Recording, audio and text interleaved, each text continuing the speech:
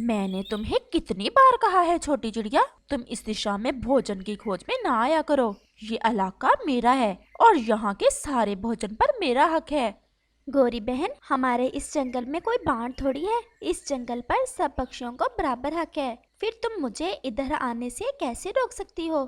पहले तो बहुत मासूम होती थी तुम छोटी चिड़िया, और अब बहुत जबान चलने लगी है तुम्हारी। मैं देखती हूँ आज के बाद तुम मेरे इलाके में भोजन की खोज में कैसे आती हो।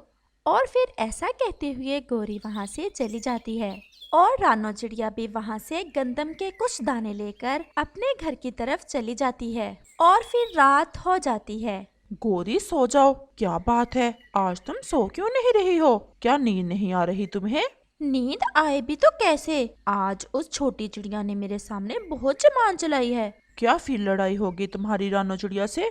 वो कह रही है कि वो मेरे घर के पास भोजन लेने आया करेगी। मैंने उसे कहा कि ये इलाका मेरा है, तो बोली कि जंगल सबका साझा होता है। उस छोटी चिड़िया की इतनी हिम्मत कि मेरी पत्नी की बेइज्जती करे। चलो तुम मेरे साथ, मैं देखता हूँ उसे।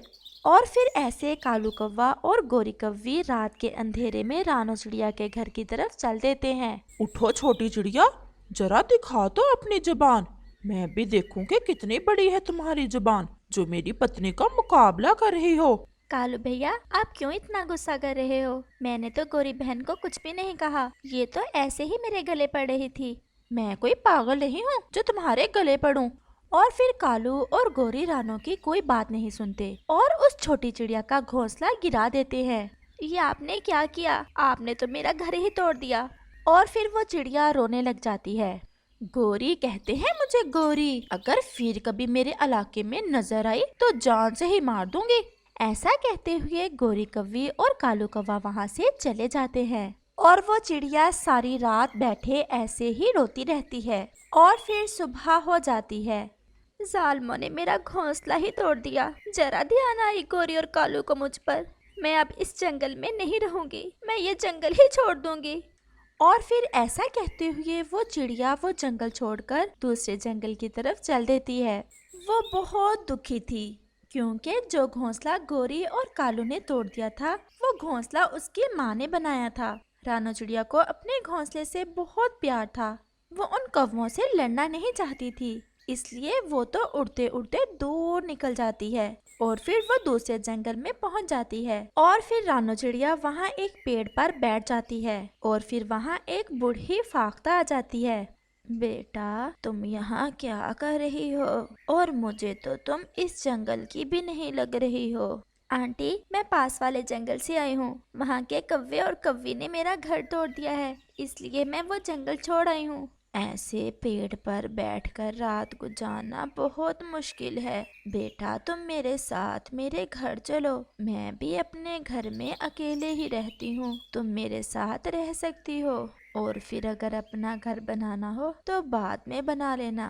आंटी फाख्ता, ये तो आपकी बड़ी नेकी है मुझ छोटी चिड़िया पर। और फिर रानो चिड़िया उस फाख्ता के साथ चली जाती है। और फिर ऐसे ही समय गुजरता गया और फिर एक दिन गोरी और कालू का बेटा जग्गू एक पेड़ पर बैठा हुआ था कि वहाँ एक चील आ जाती है और वो चील जग्गू पर हमला कर देती है। वो उसे अपनी तेज चोंच से मारती है और उसे उठाकर ले जाने ही वाली थी कि वहाँ गोरी और कालू कौवा भी आ जाते हैं, जिन्हें देखकर वो चील वहाँ से भाग जाती है। लेकिन जग्गू तो बेहोश पड़ा था, उसके शरीर से खून बह रहा था, वो बहुत ज्यादा घायल हो गया था। मेरा बेटा, मेरा जग्गू, कैसे वो जालिम चील मेरे बेटे को घायल कर गई? गोरी ऐसे रोने लग जाती है। गोरी, हमारे बेटे का खून बहुत ज्यादा बह गया है, हमें अभी से जल्दी जल्दी से तोते के क्लिनिक लेकर जाना होगा। और फिर वो दोनों जग्गू को उठाकर तोते की तरफ चल देते हैं। ये बहुत ज्यादा घायल हो गया है, क्या चील ने मारा है इसे? जी जी तोते भैया, वो जालिम चील तो मेरे जग्गू को उठाकर ही ले जाने वाली थी कि हम आ गए। गोरी और कालू, जग्गू की जान बचना बहुत मुश्किल है, खून बहुत ज्यादा बह गया है। तुम दोनों जितना जल्दी हो सके ए पॉजिटिव खून का बंदोबस्त करो, अगर देर होगी तो मैं कुछ नहीं कर सकूंगा। और फिर गोरी और कालू वहाँ से जल्दी से खून का बंदोबस्त करने चले जाते हैं। और फिर रास्ते में उन्हें कबूतर बैठा नजर आता है। वो तुरंत कबूतर के पास जाते हैं। कबूतर कबूतर, मेरे जग्गू को चील ने घायल कर दिया है, खून बहुत ज्यादा बह चुका है। वो चील तो बहुत जालिम है, कम तो तुम दोनों भी नहीं हो, लेकिन वो तो तुमसे भी कुछ आगे ही है। कबूतर, हमारा बेटा मर जाएगा अगर ए पॉजिटिव खून ना मिला तो। तोता बोल रहा है मेरा बेटा मर जाएगा। कबूतर भैया, क्या तुम्हारा ब्लड ग्रुप यही है? कोरी, मेरा तो बी पॉजिटिव है, लेकिन मैं जानता हूँ कि ए पॉजिटिव ग्रुप किस पक्षी का है। कबूतर जल्दी बताओ, मैं पाँव पकड़ लूंगी उस पक्षी के। अगर मेरे जग्गू को खून ना मिला तो मेरा जग्गू मर जाएगा। कोरी और कालू, इस पूरे जंगल में ए पॉजिटिव ग्रुप सिर्फ और सिर्फ रानो चिड़िया का है, और उसे तो तुमने मारकर इस जंगल से ही निकाल दिया। अगर वो आज इस जंगल में होती तो वो अपनी जान की परवाह किए बगैर तुम्हारे जग्गू को खून दे देती। ये सुनकर गोरी और कालू तो और भी रोने लग जाते हैं। लेकिन कबूतर, मैंने तो बहुत बुरा किया था उस छोटी चिड़िया से, अब वो कैसे मेरे बच्चे को खून देगी? रानो पूर्व वाले जंगल में फाख्ता के पास रहती है, तुम एक बार उसके पास जाओ, वो बहुत दयालु चिड़िया है, वो तुम्हारी जरूर मदद करेगी। और फिर कालू और गोरी पूर्व वाले जंगल की तरफ चल देते हैं।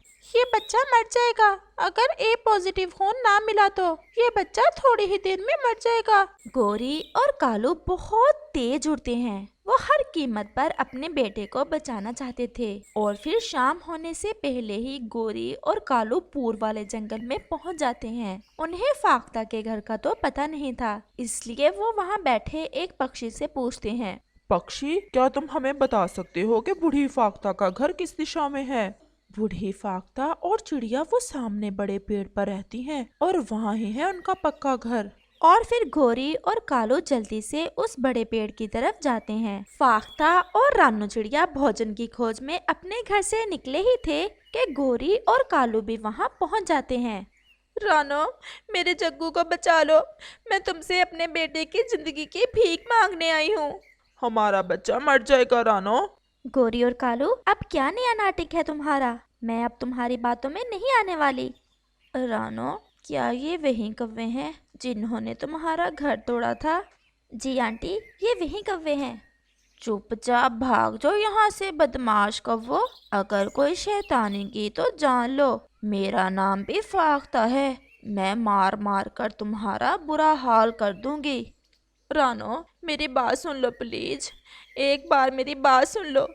रानो, मेरे बेटे को सालम चील ने घायल कर दिया है, जग्गू का खून ज्यादा बह गया है, और तोता बोल रहा है कि अगर ए पॉजिटिव खून की एक बोतल जग्गू को ना लगाई तो जग्गू मर जाएगा। रानो, क्या तुम्हारे खून का ग्रुप ए पॉजिटिव है? जी आंटी, मेरा ब्लड ग्रुप ए पॉजिटिव ही है। मुझे कबूतर ने बताया है। रानो, हमें माफ कर दो और मेरे बेटे को बचा लो। फाख्ता आंटी, मुझे जाना होगा, मुझे इनके बेटे को बचाना होगा। ये जालिम है, इन्होंने मेरा घर तोड़ा था, लेकिन मुझे मेरे मम्मा पापा ने यही सिखाया है कि हमेशा दूसरों की मदद करनी चाहिए।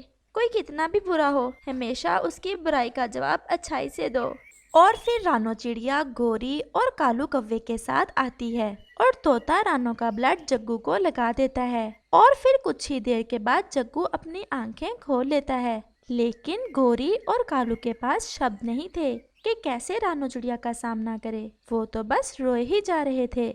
इस कहानी से हमें सीख मिलती है कि हमेशा दूसरों की मदद करो, क्या पता कौन कब हमारे काम आ जाए। प्यारे दोस्तों, क्या आप बता सकते हैं कि जग्गू का ब्लड ग्रुप कौन सा है? हमें कमेंट करके जरूर बताना।